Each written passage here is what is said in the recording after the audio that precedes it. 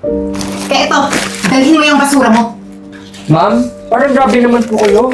Nag-a-apply lang naman po ng maayos yung tao, oh. Saka, wala naman po masama sa suot niya. Pakikisaw-saw ka? Ano ka ba dito? CEO? Di ba aplikante ka lang? Pwede ba umalis na kayong dalawa dito? Alis! Hi Ma'am Eden, here's my CV po. Okay, tell me about yourself and mga work experiences mo and what to expect to our company. Ma'am, I'm Ivor po, and I am applying for a sales associate position, and nagka-experience na po ako sa field ng 2 years doing it, and here's my CV po to... So what you expect in our company? Well, hearing from your company, ma'am, maganda po yung reputation nyo eh. So, that's what I'm looking forward po. Excuse me. Kuya, nagkamali ka yata ng pasok. Yung maintenance room, nandun sa likod. Ma'am, mag-a-apply po ako. Nagpapatawa ka ba? Mag-a-apply ka dito? Nakatsinelas lang? Hoy, hindi to palengke. Malaking company itong pinasukan mo. Patingin nga ng resume mo. Ano ba nakakatawa ka? Hanggang ngayon, biodata pa rin yung gamit mo. Excuse me, hindi mo ba alam yung word na CV? Yun ang uso ngayon. Saan ka magaling yung dupalot ng mundo? Kaya ito, dalhin mo yung basura mo. Ma'am, parang grabe naman po kayo. Nag-a-apply lang naman po ng maayos yung tao, oh. Saka, wala naman po masama sa suot niya. Pakikisaw-saw ka? Ano ka ba dito? CEO? Di ba aplikante ka lang? Pwede ba umalis na kayong dalawa dito? Alis!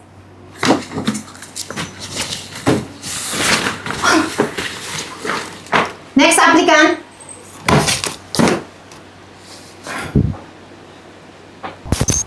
So, eto. Ano, kumusta yung interview mo kanina?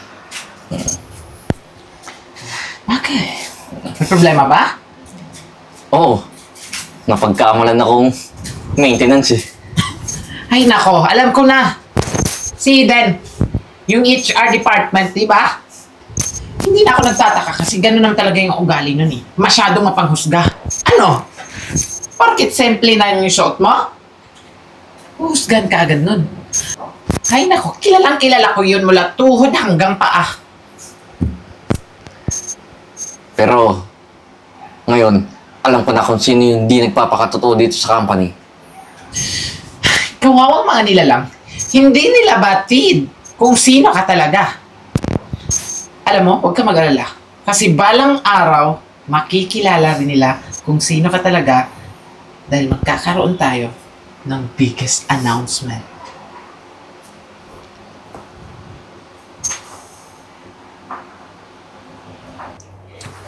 Marimar, si Miss Eden ba pinatawag mo? Yes, sir. I call already here. Oh, finally. You're Sir. here. Bakit niyo po ako pinapunta dito? At ikaw naman, kanina pa kita hinahanap, kailangan kita sa office ko. Bakit ka nandito? Ba yan? Abala, Eden, Marimar. Kaya ako kayo pinatawag dito dahil gusto kong ipalam sa inyo ang bagong may-ari ng kampanya na to.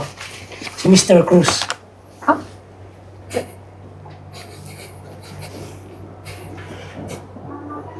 Remember me? Of course naman. Ikaw yung maintenance, di ba? Bakit ka nandito? Sir, anong siya yung bagong CEO? Tingnan mo naman yung pormahan. Mukha ba yung CEO? Mukha lang yung basura. Bakit?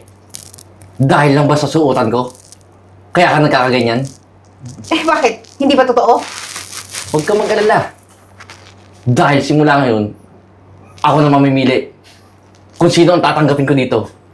At kung sino ang gusto kong tanggalin sa kumpanya ko. Teka lang. Sir, seryoso ba to? Hindi to prank? Hindi mo man narinig yung sinabi ni Mr. Cruz? Marimar, pakibigay na ng papel kay Miss Eden. Anong papel? Assistant ko to? Bakit may inuutusan? Ayan, termination letter. Teka lang. Hindi ako pipirma nito. Sir naman, maawa kayo. Wala akong ibang mapupuntahan. Wala akong ibang pwedeng ma-applyan. Maawa? Bakit? Naawa ka ba sa mga taong nag-a-apply dito na simple lang ang suot? Binibigyan mo ba magkakataon para makapasok sila dito? Di ba hindi? Sign it. Sir naman, kita nga. Alam mo, Miss Eden, sayang kasi sobrang ganda pa naman ng takbo ng company na to. Pero it's too late. Heart pretending. It's too late for the new beginning. Sir Kasi naman, mawawala ka na dito. wala na bang second chance? Di ba sinabi ko na? Pirma mo na yan at umalis ka na.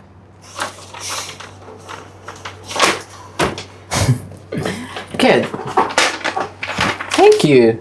You may leave now. You will leave. Ikaw din. Kaano-ano ka ba ng may-ari dito? Sir, baka gusto mo po ipakilala mo po ako sa kanya. Hindi siya aalis dito. Dahil siya na yung bago kong personal assistant. Kaya pwede ba? Umalis ka na. Pagsisisihan niyo to lahat.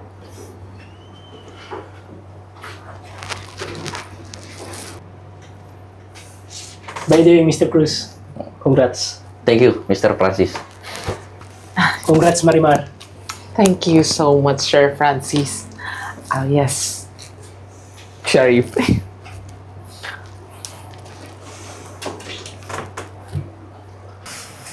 Ay, nako, sir. Maraming salamat po sa posisyon na binigay niyo sa akin, ha? Nako, isang malaking karangalan po talaga ito para sa akin. Kaya nga sir, grabe. Yung pinagdaanan namin ni Marimar from the lowest now. To the highest. Tama ka dyan. Dahil yan sa'yo, sir. Deserve nyo naman lahat ng pinaghirapan nyo eh. Dahil din naman yan sa kagalingan nyo. Ay, nako, sir. Huwag po kayong mag-alala. Kasi, mas pagbubutihin pa po namin yung mga trabaho namin. At Saka, gagawin sir, po namin lahat para makatulong po talaga sa company ninyo. Diba? Saka sir, Marimar plus Ivor equals Mariver. So, Mariver. magaling kami. Saka sana, kahit kung sino man mag-apply dito, tanggapin nyo na tanggapin ha. Siyempre naman, sir, no? Ano ka ba? Hindi kami marunong mamili. Excuse me po. Ah.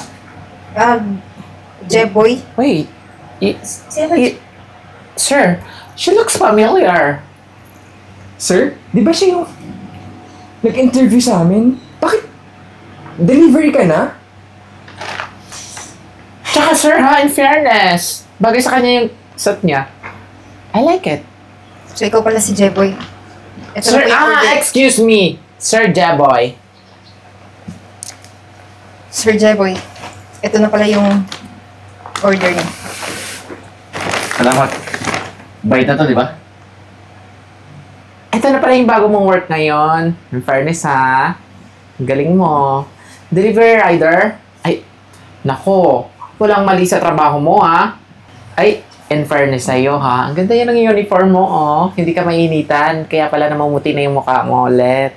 Saka mukha kang presko. Baka kailangan mo na rin mahanginan ng onte para mapatay yung apoy ng kayabangan mo, di ba? Kayong dalawa, huwag niyong gagayahin ang ugali dito. Sana nga eh. Sana nga nagbago na siya ngayon. Hindi na siya katulad dati. Sir, siguro naman wala na kayong ibang order, di ba?